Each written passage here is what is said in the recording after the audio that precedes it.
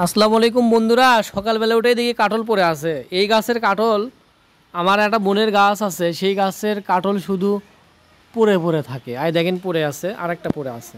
যেহেতু কাঁঠালটা পড়েছিল তাই এখন ধুয়ে নেব, মনে করে গাছের থেকে পাড়া লাগে না, এমনি পড়ে থাকে, এতে কষ্ট হয় না, কিন্তু পড়ে থাকে। দেখেন পড়ে থাকে, আমরা পাকলে এটা খেয়ে নিব।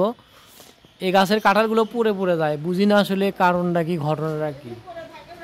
তো একটু আমরা আসে কুড়ে নিয়ে যাই, পাকলে আবার খাই। এদের এই কাঁঠাল দেখে এটা পাকছে সিরিয়াসলি, এটা সিরিয়াসলি পাকছে। দাঁড়াও পারি। কাঁঠাল অলরেডি পাড়া ডান, পাকতেও পারে, থামো। তো বন্ধুরা, কাঁঠালটা পড়েই থাকে, মাঝে মধ্যেই পড়ে যায়, মানে পড়ে আর কি।